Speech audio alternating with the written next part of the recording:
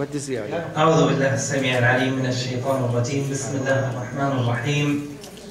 إن الله وملائكته يصلون على النبي يا أيها الذين آمنوا صلوا عليه وسلموا تسليما. اللهم صل على محمد وآل محمد. أشهد أن لا إله إلا الله وحده لا شريك له إلها واحدا أحدا فردا صمدا لم يتخذ صاحبة ولا ولدا ولم يكن له شريك في الملك ولم يكن له ولي من الذل وكبره تكبيرا. سبحان الله والحمد لله ولا إله إلا الله والله أكبر ولله الحمد. السلام على ملائكة الله الصالحين، السلام على الأنبياء والمرسلين، السلام عليك يا رسول الله يا من بعث رحمة للعالمين. السلام عليك يا أمير المؤمنين علي بن أبي طالب. السلام عليك يا سيدة النساء فاطمة الزهراء عليه السلام. السلام على الحسن وعلى الحسين وعلى علي بن الحسين وعلى محمد الباقر وعلى جعفر الصادق وعلى موسى الكاظم وعلى علي الرضا وعلى محمد الجواد وعلى علي الهادي وعلى الحسن العسكري وعلى الحجة القائمة بالحق. اللهم عجل فرجه الشريف وسهل مخرجه واجعلنا من أنصاره وأعوانه واللاذين تحت لوائه والذابين عنه والمستشهدين بين يديه. اللهم صل على محمد وآل محمد. يصادف في مثل هذه الأيام شهادة الإمام الحادي عشر من أئمة أهل البيت عليهم السلام. عظم الله أجورنا وأجوركم بشهادة الإمام الحسن، وعظم الله أجرك يا مولاي يا صاحب الزمان، وسهل أمرك ويسر لك خروجك ومكنك من حكمك في مثل هذا اليوم. حزن وفرح. حزن بشهادة الإمام العسكري عليه السلام وهو شاب صغير وهو أصغر الأئمة عليهم السلام عندما فارق هذه الدنيا. وفرح بتسلم وتسنم الإمام الثاني عشر عجل الله تعالى فرجه الشريف لهذا المنصب، وهو آخر أئمة أهل البيت عليهم السلام.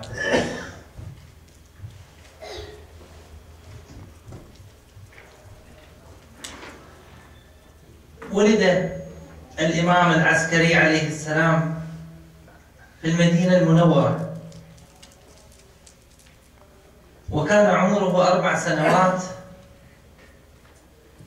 وبعث له والده الإمام علي الهادي هو وأهله أن أقدموا إلى مدينة سامراء التي بناها العباسيون عندما احتج عليهم أهل بغداد من جيوش الأتراك، وقالوا للمتوكل أنهم لا يستطيعوا أن يتحملوا جيش الأتراك في مدينة بغداد، لأنه جيش احتلال بالنسبة لهم. كانت الخيول تقتل الناس وهي تسير، وكانوا لا يعبؤون بالبشر، فاحتجوا عند المتوكل أنهم سيحاربونه، فاستهزأ بهم أنهم كيف ستحاربوني وأنا أقود هذه الجيوش الكبيرة؟ فقالوا له نحاربك بدعاء السحر. فقال لهم إن هذا جيش لا قبل لي به. فذهب باتجاه الشمال واختار منطقة العاقولة، وهي مدينة سامراء حاليا، وهنالك بنى معسكرا، ويقال أنها سميت العسكر من ذلك الوقت.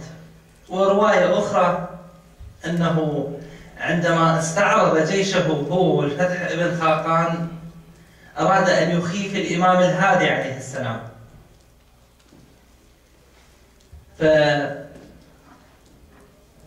طلب منه الإمام الهادي عليه السلام أن ينظر إلى السماء ويريه جيشه، فخاف المتوكل.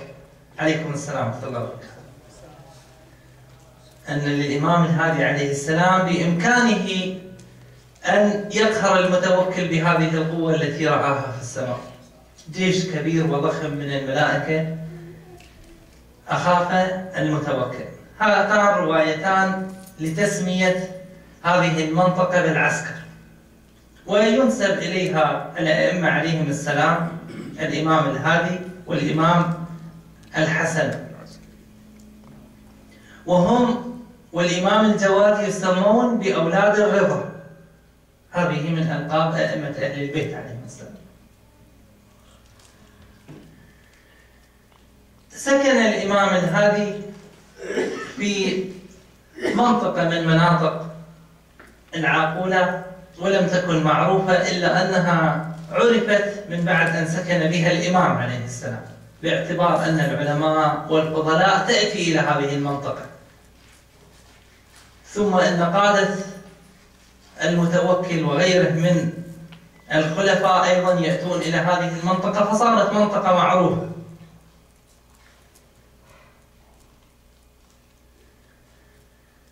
الإمام الحسن عليه السلام جاء لها وعمره 4 سنوات،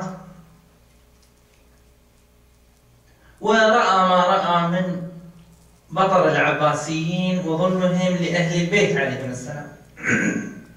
كانت وظيفته هو وأبوه الإعداد للإمام الحجة عجل الله تعالى فرجه الشريف.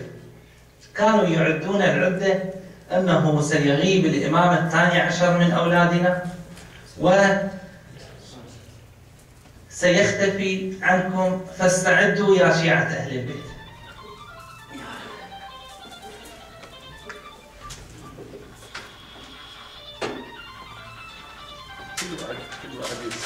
جعلوا له وكلاء في بغداد وفي المدينة وفي قم وفي مناطق عدة وفي المدائن. هؤلاء الوكلاء أيضا كانوا يمهدون للغيبة، فترجع الناس إلى الوكلاء، أشبه بأن الإمام ليس بموجود، من عنده سؤال فليذهب إلى الوكيل الفلاني. هذا الأمر مهد للغيبة الكبرى. وأمامها الغيبة الصغرى استمرت أكثر من 60 سنة إلى 70 سنة.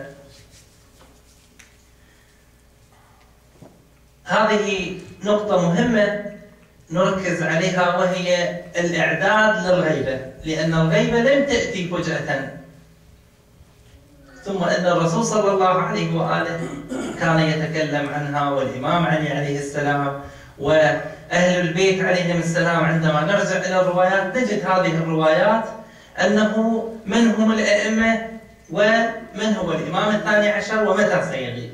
فالأمر ليس مفاجئ بالنسبة للشيعة، لكن الخصوم عندما لم يستطيعوا من كبح هذا الموضوع ولم يستطيعوا أن يجعلوا الإمام المهدي من بينهم، ولذلك هم حتى تسمية أبنائهم كانوا يسمون بالمهدي لعله يخرج منهم، لعله هذا المهدي هو الذي يكون منهم. لكن هم عبث، يعني هم ليسوا بسلسلة أهل البيت عليهم السلام، سلسلة خاصة اختارها الله سبحانه وتعالى، إمام يسلم إمام. لكن ربما للتشويش والإعلام، كما ترون في الإعلام بالأمس الإعلام المصري يقول عن الثوار أنهم مجموعة بلطجية، بعضهم يقول أنهم مندسين، بعضهم يقول خونة، بعضهم كذا، عشرات مئات، وهم بالملايين. ملايين الشعب المصري خرجت إلى الشوارع، والنظام كأنه لا يرى هذه الملايين، يغش نفسه يغش شعبه، لا نعلم. لكن هو ربما التشبث بالسلطة. أي ونبارك للشعب المصري في مثل هذا اليوم، فرار فرعون مصر وبقي فراعنة كثير، أمي هذه الأمة لا أكثرهم عبد الله ملك عبد الله في السعودية. إذا طار ربما يعني نتوقع هكذا توقعات ونستهل بها أنها تعجيل لإمامنا عجل الله تعالى فرجه الشريف. عندنا روايات: بشرني بقتل عبد الله وبشرك بخروج القائم عجل الله تعالى فرجه الشريف. عندنا هكذا روايات، لكن ليست بالدقة، لأننا عندنا مواضيع مثلا كذب الوقاتون، فلا نستطيع أن نحدد خروج الإمام. إن أمرنا لفجأة، أيضا لا نستطيع أن نحدد أمور أو أمر خروج الإمام. ربما الآن باللحظة يخرج، يعني بحسب الترتيب الإلهي. الله سبحانه وتعالى